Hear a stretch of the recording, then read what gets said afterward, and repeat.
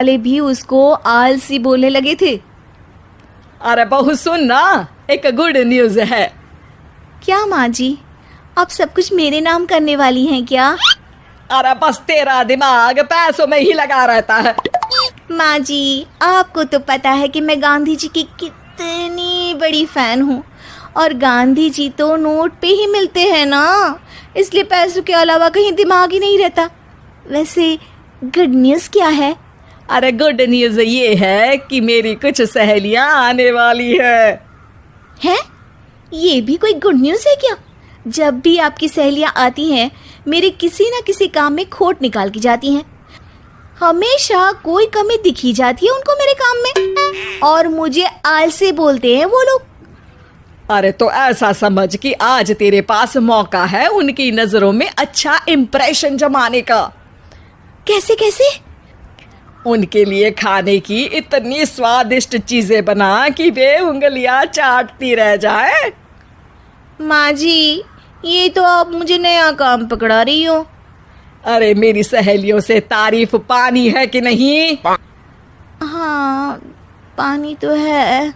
तो बस जाओ, बन जाओ बावर्ची, लगाओ तड़का, कल शाम को आएंगी वो।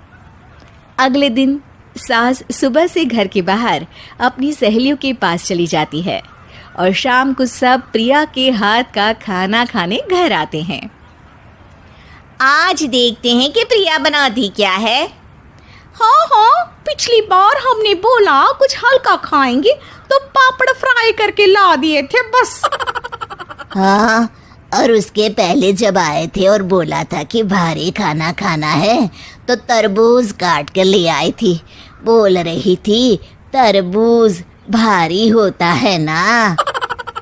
अरे बस भी करो, इतनी बुरी नहीं है मेरी बहू। तभी बहू वहां खाना लेकर आती है। पनीर कोफ्ता, भिंडी मसाला, शाही मसाला, दाल, डबल तड़का, लच्छा पराठा, मिस्सी रोटी। अरे बस बस बहू, इतना सारा खाना। अरे अभी तो और भी है, फ्राइड राइस भी है अभी तो आपके लिए, और हाँ, अरे सूप लाना तो भूल ही गई मैं। अरे लगता है पिछली बार की कमी आज पूरी कर ही देगी बहू। हाँ हाँ, आप खाइए तो। हाँ, खाएंगे तो सही, इतना खाना बना तो दिया है, अब देखना भी तो पड़ेगा ना कि बना कैसा है। हाँ हाँ, लगा ले भोग खुद को। खाना चखते ही तीनों सहेलियां प्रिया की वाहवाही करने लगती है। अरे शानदार, जबरदस्त, जिंदाबाद, मजे आ गए प्रिया। प्रिया की सास भी कमाल है, बहू को क्या जायकेदार खाना बनाना सिखाया है। अरे मान गए भाई, इतना अच्छा खाना तो हम में से किसी की बहू नहीं बनाती, और हम भी नहीं बनाते, झूठ क्यों बोले। अरे बस करो बस करो, खाने पे ध्यान दो, बोलती ही रहोगी तो खाओगी कब। ये लो, थोड़ा पनीर और ले लो। सास भी सहेलियों के साथ खाना खाने लगती है, पर बहू के साथ अपनी भी तारीफ सुनकर सास मन ही मन फूली नहीं समा रही थी। प्रिया ने बड़ी खुशी से सबको खाना परोसा, और सब ने झट से खाना खत्म भी कर दिया। राधे राधे, मजा आ गया। और थक गई खाना खाते खाते, अब बस बिस्तर लग जाए मेरा। अब तो जब भी मेरे घर मेहमान आएंगे, प्रिया को ले जाया करूंगी खाना बनाने के लिए, मेहमान भी खुश हो जाएंगे।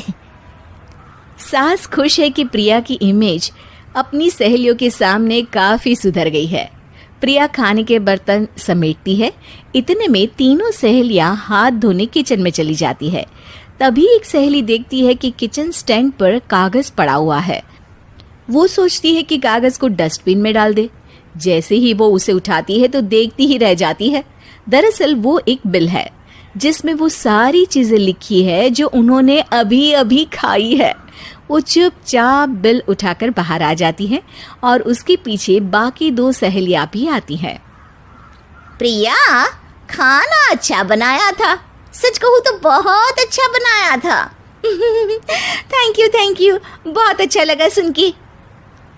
हाँ, पर जिसने बनाया वो इतनी तारीफ सुनता तो उसे और भी अच्छा लगता। क्या मतलब? ये बिल देखो, तुम्हारी बहू ने ऑनलाइन ऑर्डर किया था खाना। अरे तारीख तो आज की ही है ना? हाँ हाँ, आज की ही है। प्रिया, ये सब सही है क्या? प्रिया अपना सर झुका लेती है। सास सब समझ जाती है कि बहू की चोरी पकड़ी गई है। इतना भी आलस अच्छा नहीं प्रिया। अरे बता ही देती कि बाहर का खाना है, मैं बाहर का खाना खाती नहीं हूँ। तीनों सहेलियां वहां से जा रही होती है कि तभी उनमें से एक मुड़कर कहती है, अब ये तो बताओ कि खाने की रेटिंग बहू को दे या डिलीवर करने वाले को? प्रिया समझ जाती है कि शॉर्टकट लेने की वजह से उसके साथ सास को भी ये बेइज्जती झेलनी पड़ी और वो कसम खाती है कि अब से शॉर्टकट से नहीं, मेहनत से काम करेगी।